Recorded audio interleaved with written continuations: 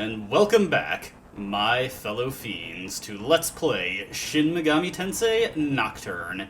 It has been 6 years and 4 months since I have posted an update to this series, and previously we were in the Assembly of Nihilo on the PS2 Classics version of the game on PS3. This time around we are in the original PS2 release for North America, and we are going to continue with the dungeon and ideally finish it.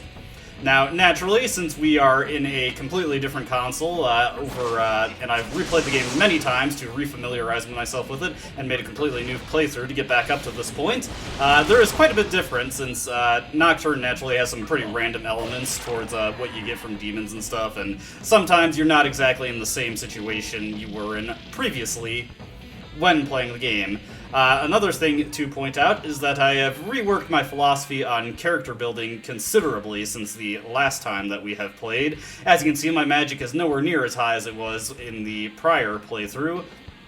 That is because I have done some studying on how the stats truly function, and while I still value magic quite a bit, early on I put a lot of points into vitality to boost my survivability, since I may have made reference to the notion that vitality and magic influence your defensive statistics. That is actually not the case. That is the case in Digital Devil Saga, but in this game there is no defense stat, so the only thing you have to protect yourself from death is your resistances, your buffs and debuffs, and of course, raw HP. So that is why I put a lot of points into Vitality early on, because while Vitality, literally all it does is it gives you an extra 6 HP per point of Vitality, that is the most guaranteed defense we have against being killed. So that is why I invest in it heavily early on. I invest 10 points into it until I hit level 11, at which point I transition into my original build idea, which is alternating between magic and whatever stat I value at the time. And this time around, it is going to be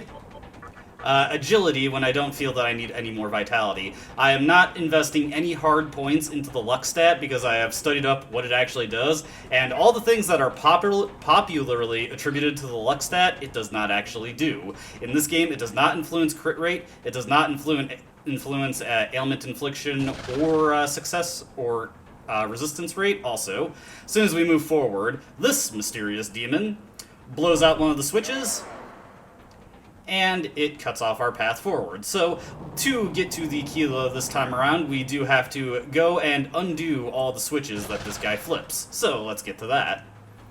But, yes, luck does not do any of those things. What luck does is that it determines if you get to go first in battle. It runs a check against your luck to determine that. It influences ambush rates also. Thing is that agility also does that, while also increasing your physical accuracy and moving the Demi-Fiend up on the turn order. So really, anytime I'd get value out of putting a point out of luck, I also get a much bigger value out of investing into agility.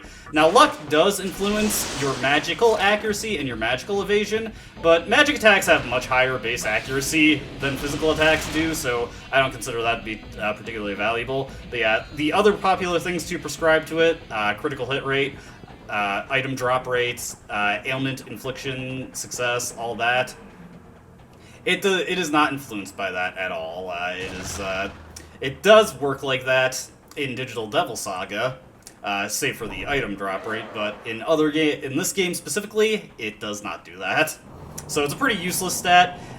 For certain side quests later in the game, also, once again, switch blown out on us. For certain side quests later in the game, luck does have value, just having points into it to activate certain, shall we say, doors to move forward. You do need a certain amount of luck to actually get through that. Also, I kind of took a roundabout way here.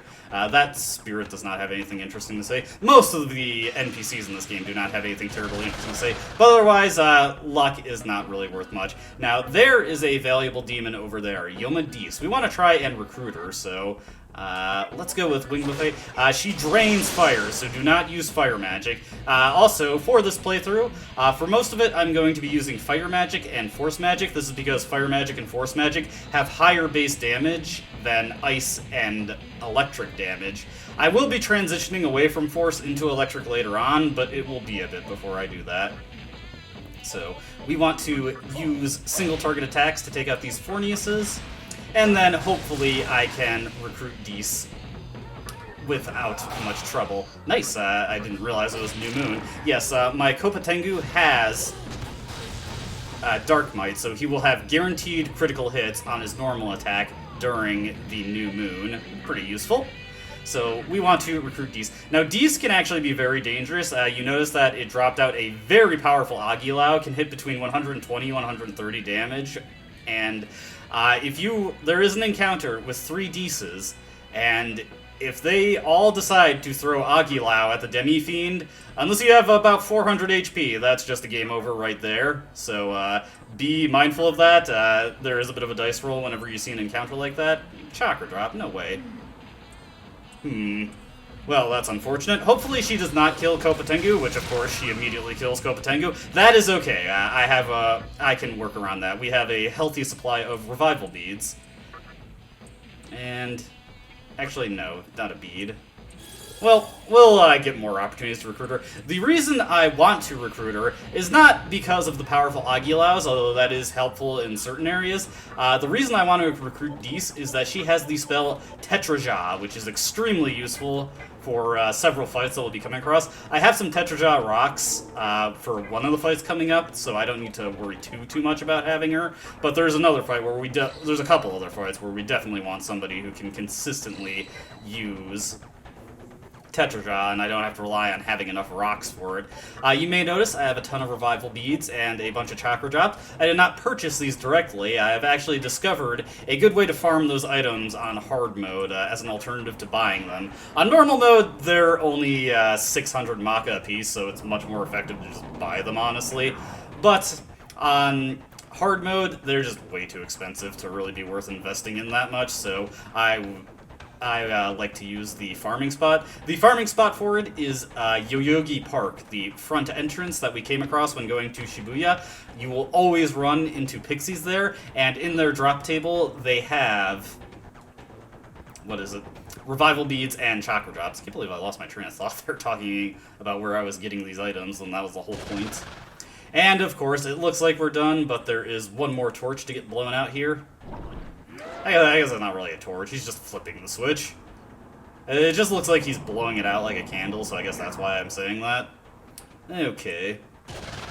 But this one is a bit more complicated. We actually have to go all the way back to the top right corner and flip that switch to create a path back to that torch, then run all the way back around, flip the other switch again, and then we can finally move on out of here.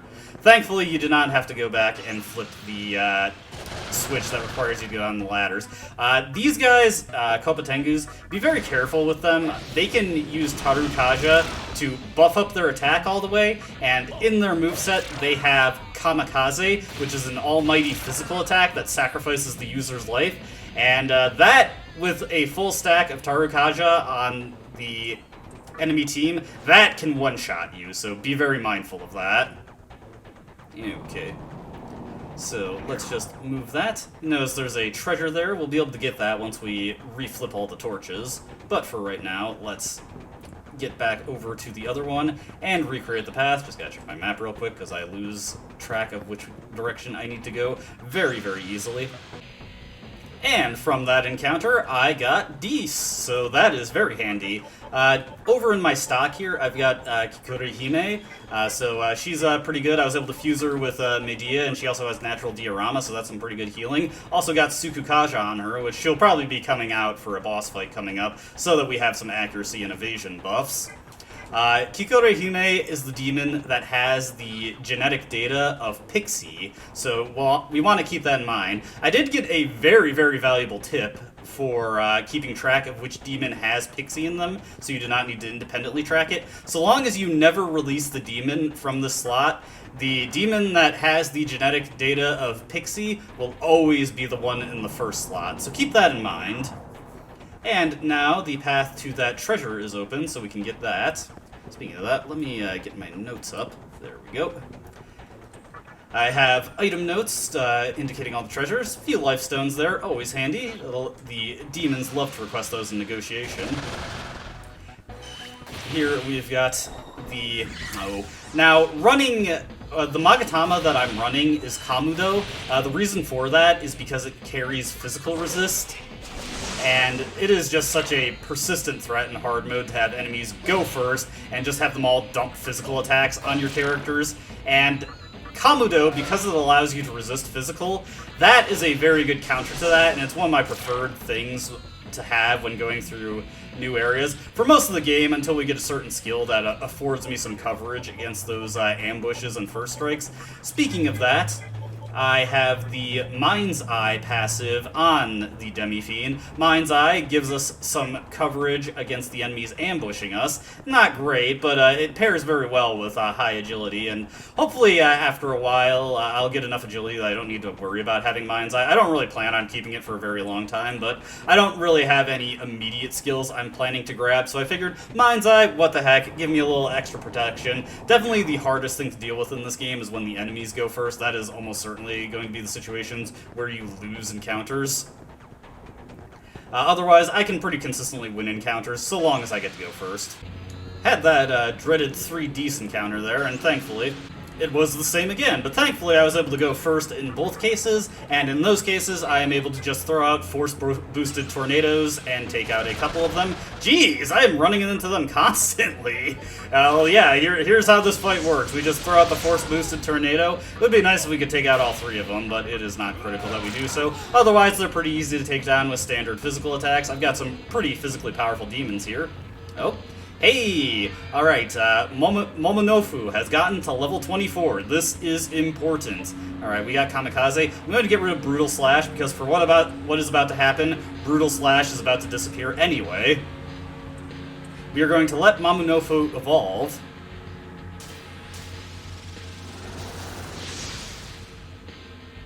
And we get Arahabaki. Very, very good demon that we just got here. So, as you can see, Arahabaki is level 30, so a little bit stronger than the Demi-Fiend. Again, evolved demons can be a higher level than the Demi-Fiend, so long as he's within 5 levels of the demon's level that the demon is going to evolve into, you can get an evolved demon, so you don't need to be the exact same level. But Arahabaki, as you can see, repels death, nulls physical, expel, and death. There is a drawback to this, though.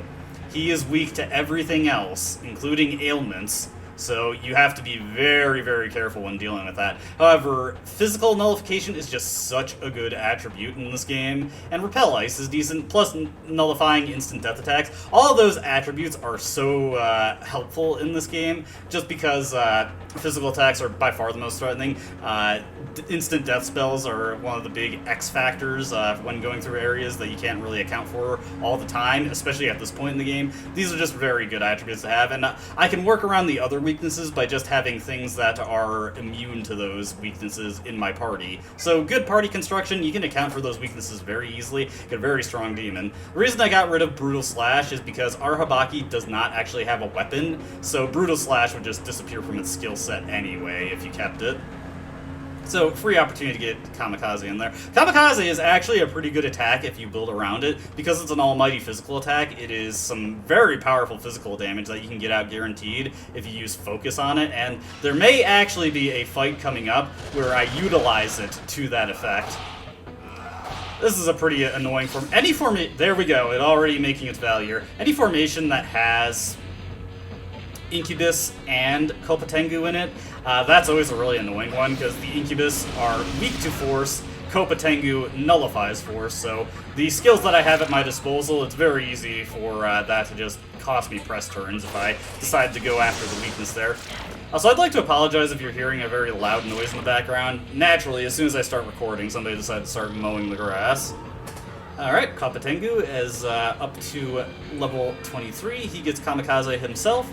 Let me see here. What do I want to get rid of? I don't need to kidnap anymore. It's nice to have the option for him to be able to negotiate, but it's not critical. The next skill he's going to get would address my problem here, Zanma, but we're going to be done with this area by the next time he levels up, so it doesn't really matter. I do want him to get a lot of experience, though. Alright, let's stop in this save terminal here. Now, you may have noticed that we walked by a bunch of doors. None of those doorways have anything in them at the moment. We have to resolve a certain quest. Also, that save file at the top there, that is my personal file. I'm doing some stuff with that independently, and we will be taking a look at that later. Also, since I have put this series on hiatus, an HD remastered version of the game has come out. And I actually do own that version, and I have some completed files on that. And I will show that off at various points in the game itself to illustrate some of the differences when it becomes more pertinent or when I just feel like it. But for right now, we're just going to be sticking to the PS2 version because, you know, it's got classical value to it. Anyway, heading this way, let me consult my notes here. Straight west of save point. Alright, so we want to head this way. Next treasure, and a pretty valuable one. Yeah, not focusing on my magic early on does create some problems at certain points of the game, but not enough that I feel like it was a bad idea to go so heavy on vitality early on. Here we get 3,000 Maka, very nice. We'll have some purchases to make when we get out of here, I imagine. It is actually, you do not have to be too strict with your money at this point, because we actually have a way to get a ton of money that will take care of any big purchases we need to make in the near future. Okay, so next actually, there are no more treasures here, so we can just get on our way. I believe the way we want to go is not through that door. We actually want to go back and head this way. Oh, nope, I was wrong. We did want to go through that door. Sorry. I don't have maps saved, so I just have my notes to go off of when it comes to this. Big weakness of Komodo is definitely that. Element weakness is so annoying when you run into things that have stuff like sexy gaze or multi-targeting ailment skills, but much like Arahabaki, we will have a cover for that later in the game, and actually in the relatively near future. And, well, you may have noticed the Keela we were looking for has been yoinked. And here is Kaiwan. He has taken it from us, telling us to take a hike, and then he runs on out of here, but he did not actually get very far. We head through this door here, and just around the corner... Well, there he goes. Alright. We're actually going to want to make some modifications to our party. Sorry, I got flipped around there, so I had to check the camera. We want to make a backup save real quick. Well, we just want to save our progress in general. This next fight coming up can be a little dicey, depending on what happens. Another thing you want to watch out for with Incubus is that they have Evil Gaze, which is an HP to 1 attack. You definitely want to be very careful when that's in play. Fortunately, they don't use it too often. They prefer to go with Sexy Gaze, since that has higher success rates, and they tend to notice when you have ailment weaknesses that they can exploit. Alright, so we've got our progress saved there, and we are ready for a mini-boss fight, so let's get into the next room. Naturally, as soon as I take a step out of the save point, I get into a fight. Now here, in each one of these rooms, there is a Kaiwan encounter. Only one of them is the Kaiwan that actually has the Keela. So we actually want to make a quick modification to our party right here. Let me see. We will store these two, and we will instead get out Dees. We want Tetraja for this upcoming encounter. And we want Kikurihime. And let me see here. I just want to give myself a little bit of magic power. It doesn't matter too much. Just give myself a quick top off there. We actually do not need much MP for this upcoming fight. I just need a little bit. So the correct door is always the third one from the left where you enter. I've taken note of this so I can just quickly get into it. You can get some extra EXP if you decide to fight all the other ones, but it's not really necessary.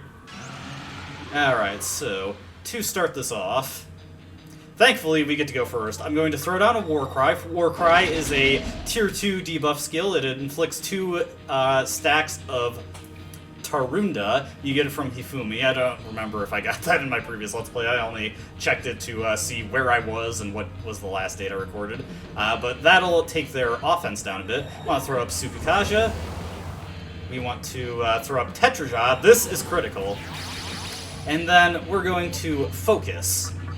And then we're just going to lay out physical attacks. The Kaiwans are immune to all magic. This is why we want Tetraja. He has Mudo. That is instant death. If it hits us, there is just such a high chance that we'll be killed by it. With Warcry in effect, I'm not too worried about their physical attack damage. Because Tetraja was dispelled on the Demi-Fiend, I want to re-stack that on them. Now, compared to other barriers, like Tetrakarn or Makarakarn, which reflect physical attacks, and magical attacks respectively. Tetraja stays up until it gets attacked, so you don't have to worry about setting it every turn. You can just wait until the hit actually goes through, and then you can reset it. And I'm only super concerned about keeping it on the Demi-Fiend. Otherwise, it's not a big deal. Once we get one of these Kaiwans killed, it's going to be a complete non-issue. Okay. I think that's enough Tsukukaja, honestly, so let's throw up another Tetraja. And let's lunge. Just take this one out.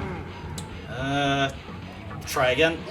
Yes, there we go. I wanted to take that one out before the next turn. Now, if they try to use Mudo, their turn just ends immediately.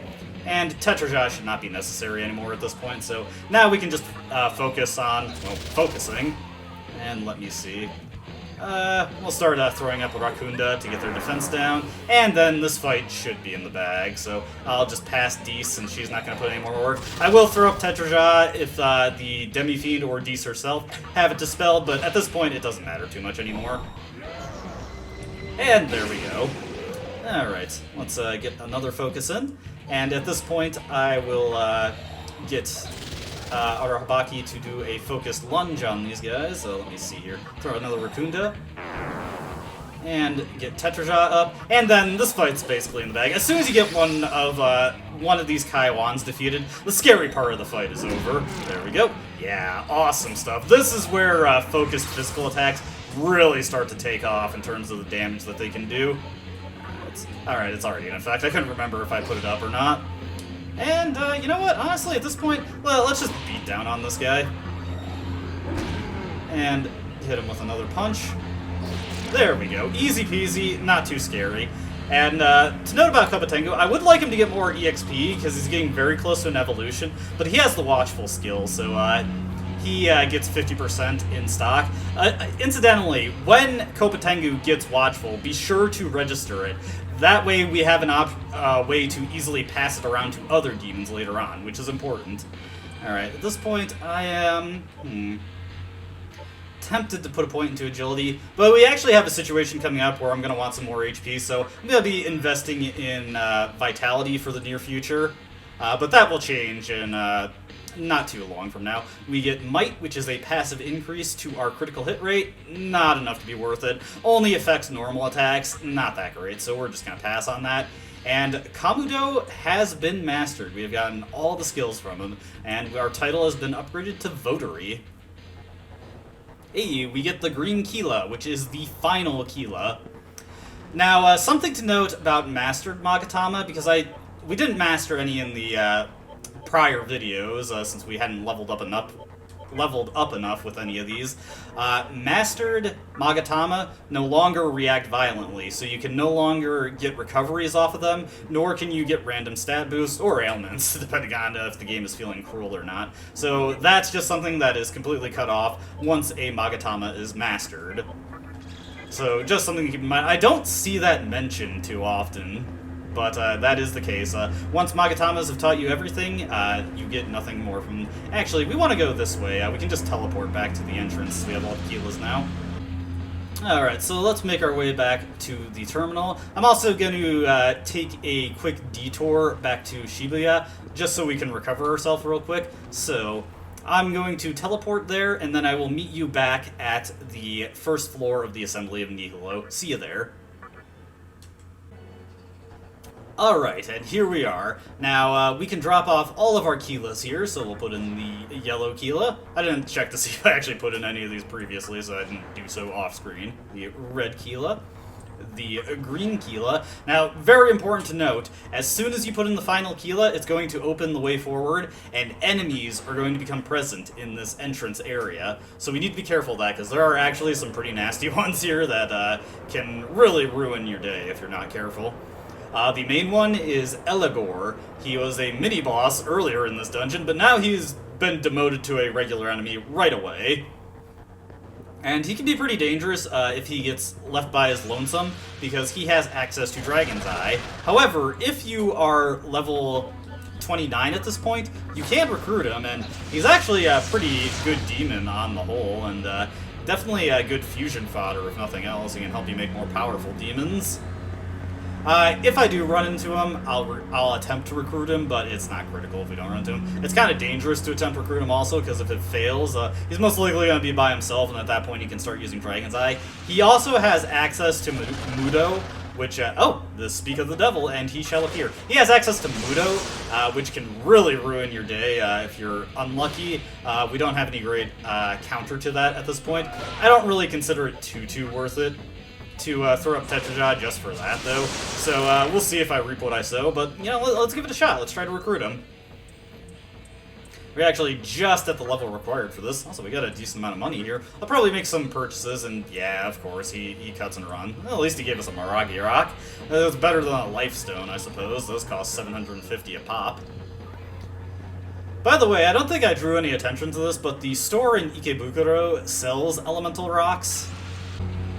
So if you feel like investing the money in those, that is a way to expand your repertoire for elemental coverage, or at the very least have options that do not require MP on your part. Okay, I was not paying attention to if the Kagetsuchi is waxing or waning. We're gonna head this way first. And yes, it is waxing. Alright, so... where are my notes? Okay. We have a mystical chest coming up, and we just want to head this way, so that it'll be full Kagetsuchi as soon as we reach it. And in here... Tried to recruit Eligor, and he made off with a chakra drop on me. I still have enough, but definitely if I see that negotiation pop up, I'm not going to use any more at this point. Alright, let's just... There we go, full Kagetsuchi.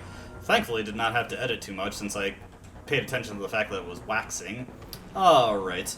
Now, there's some more treasure the other direction. I just went this way, since, again, the Kagetsuchi was waxing, and that meant that I could get that treasure right now.